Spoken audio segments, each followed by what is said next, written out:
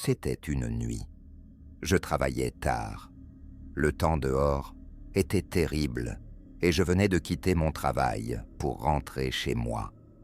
Il était environ minuit pendant un orage. À l'époque, je conduisais une Ford Fusion de 2005, une petite voiture qui n'était pas idéale pour le mauvais temps et les routes mouillées. J'ai pris mon itinéraire habituel pour rentrer chez moi, et la pluie était si forte que même le niveau le plus élevé des essuie-glaces n'aidait pas beaucoup. Je pouvais à peine voir, je roulais à 40 miles à l'heure sur une route où la limite était de 55 miles à l'heure. C'était si mauvais. Il n'y avait pas d'autres voitures près de moi, et au moment où je m'y attendais le moins, j'ai vu quelqu'un habillé en blanc traverser la route en courant, d'un côté de la forêt à l'autre. Je l'ai vu presque trop tard. J'ai dû freiner et dévier pour ne pas le renverser.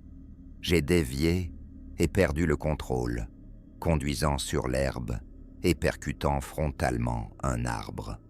L'airbag s'est déclenché et tout mon corps a été projeté en avant contre lui. Je pouvais à peine croire ce qui venait de se passer.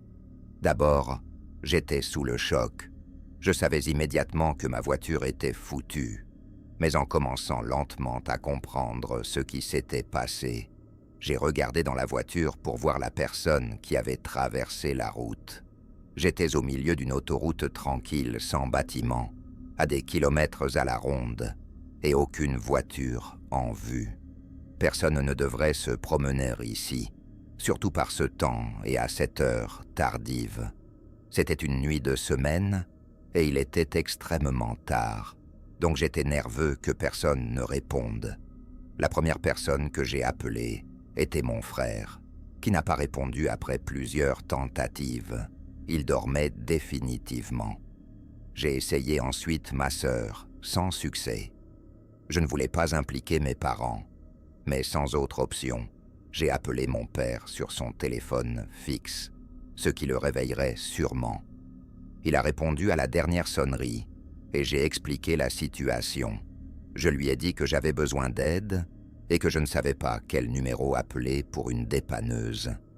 Après s'être assuré que j'allais bien et que je n'avais aucune blessure, il m'a donné le numéro de la compagnie de dépannage de notre famille.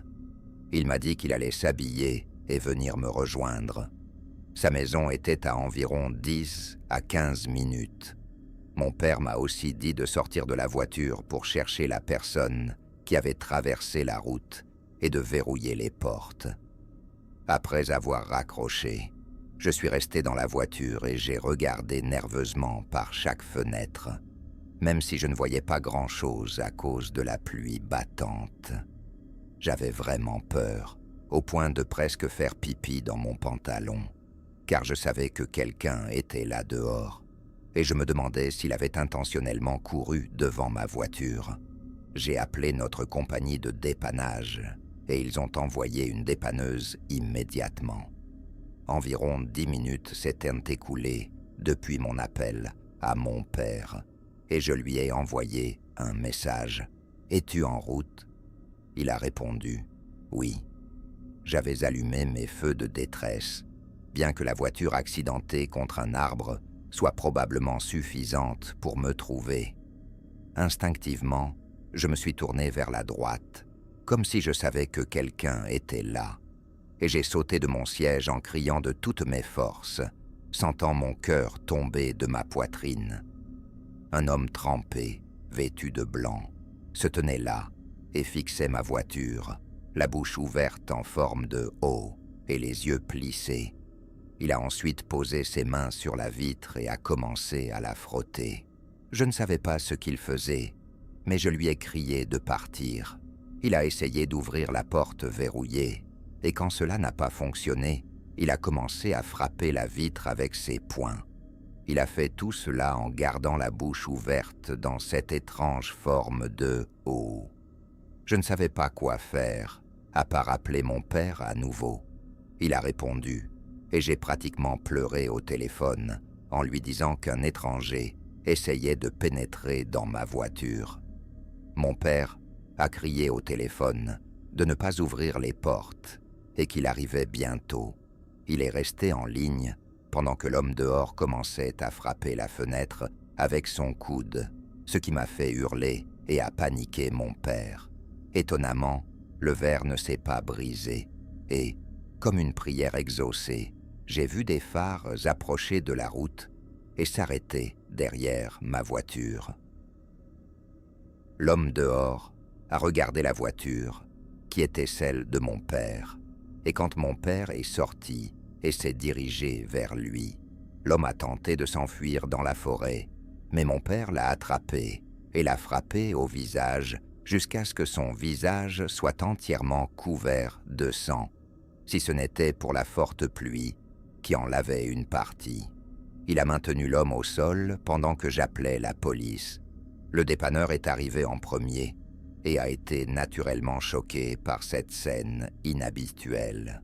La police est arrivée peu de temps après, et ce fut le sentiment le plus satisfaisant de voir cet homme arrêté. Il a non seulement été poursuivi en justice, mais nous avons également porté plainte pour les dommages causés à ma voiture. Son nom était Marcus Green. Je ne suis pas allé au tribunal. Mon père et notre avocat s'en sont chargés. Je ne voulais plus jamais revoir cet homme. Son visage terrifiant et le fait de le voir frapper ma voiture pour entrer me hanteront encore longtemps. J'ai toujours aimé les orages depuis que je suis enfant, et mon fils de 6 ans aussi. Chaque fois qu'un orage approche, mon fils et moi nous asseyons dans le jardin, sous le pavillon, pour regarder et écouter. C'était une nuit chaude et orageuse d'août en Floride. Dès que nous avons entendu le premier éclair depuis le salon, mon fils a sauté et a dit « Allons dehors ». Je l'ai suivi dehors, où nous avons couru de la porte arrière jusqu'au pavillon, nous mouillant pas mal au passage. Il pleuvait déjà à verse. Sous mon pavillon dans le jardin, j'ai une belle installation. Un mini-bar, quelques canapés en osier, une télévision et un petit foyer. Comme d'habitude, j'ai allumé le foyer et la télévision, et mon fils et moi, nous sommes installés confortablement pour écouter le bruit de la pluie battante et du tonnerre incessant. Le tonnerre devenait de plus en plus fort à mesure que nous restions là, et le temps entre les éclairs et les coups de tonnerre se raccourcissait de plus en plus. Le cœur de la tempête approchait. Les éclairs étaient ainsi brillants et fréquents qu'ils illuminaient tout le jardin à chaque fois.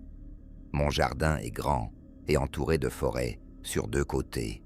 Après le plus gros éclair jusqu'à présent, mon fils a crié et a pointé du doigt le jardin. « Quoi ?» ai-je demandé, et il a dit qu'il avait vu quelqu'un debout dans le jardin. Je me suis levé et je suis allé au bord du pavillon.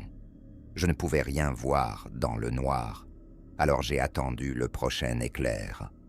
Les éclairs suivants étaient trop faibles pour éclairer complètement le jardin. Mais quand le prochain éclair tonitruant a frappé, j'ai vu ce qu'il voulait dire. Il y avait effectivement quelqu'un debout dans le jardin au bord de la forêt. J'ai dit à mon fils de courir à l'intérieur et d'allumer les lumières du jardin. Il a obéi sans hésiter, et je suis resté là, à attendre. Environ 10 secondes plus tard, toutes les lumières du jardin étaient allumées, mais je ne voyais plus la personne dans le jardin.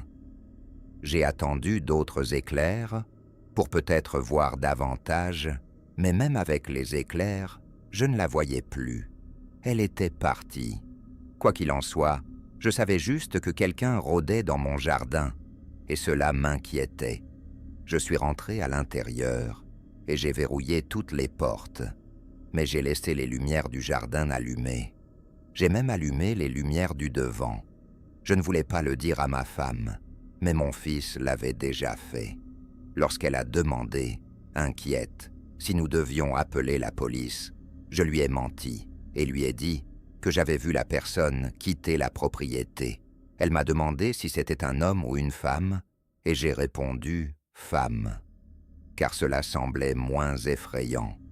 Nous avons passé le reste de la nuit à regarder un film dans le salon, alors que la tempête faisait toujours rage. Finalement, il était temps pour mon fils d'aller se coucher. Alors ma femme l'a mis au lit, puis est revenue dans le salon. Nous avons continué à regarder la télévision. À un moment donné, je suis retourné dans le bureau pour éteindre les lumières extérieures, à la fois devant et derrière la maison. Quand je suis revenu au salon, mon fils se tenait à la porte de sa chambre, effrayé, disant que quelqu'un était à sa fenêtre. Ma femme et moi nous sommes regardés et avons crié « Quoi ?» Je l'ai éloigné de la porte et me suis tenu dans l'embrasure, regardant vers la fenêtre, attendant le prochain éclair. Lorsque l'éclair a frappé, il n'y avait personne à la fenêtre, mais je le croyais. Quelqu'un était dehors. C'était déjà clair. J'ai dit à ma femme et à mon fils de rester à l'intérieur pendant que je sortais. Bien que ma femme ne le veuille pas, j'ai attrapé une batte de baseball dans le placard et j'ai couru sous la pluie. Après avoir rallumé toutes les lumières, j'ai commencé par l'avant de la maison et j'ai progressé vers le côté, puis vers l'arrière. J'ai regardé sous les tables et le pavillon et sous la terrasse. Quand j'ai pensé que le jardin était dégagé, le dernier côté que je devais vérifier était le côté droit de la maison. J'ai commencé à marcher vers le côté de la maison et j'ai immédiatement vu une personne en capuche, mais je ne voyais que la moitié de son visage et de sa tête. Elle jetait un coup d'œil depuis le coin de la maison. La majorité de son visage et tout son corps étaient cachés derrière le mur. Si je devais deviner, je dirais que cela ressemblait plutôt à un homme. J'ai crié, mais j'ai aussi couru dans cette direction avec la batte levée. La personne a disparu derrière le coin. Quand je suis arrivé au coin, il n'y avait plus personne. Même avec toutes les lumières, je ne voyais personne là-bas. Je suis rentré à la maison et j'ai dit aux deux que tout allait bien, que j'avais chassé l'homme. Ma femme n'était pas ravie d'entendre que c'était un homme. Par précaution, j'ai fermé tous les stores de la maison. Heureusement, cet homme ne nous a plus dérangés. Mon fils a dormi dans notre lit parce qu'il avait très peur et je comprends pourquoi. Je ne l'ai pas vu, mais je peux seulement imaginer à quel point cela a été traumatisant pour lui de voir un homme à sa fenêtre à l'âge de 6 ans.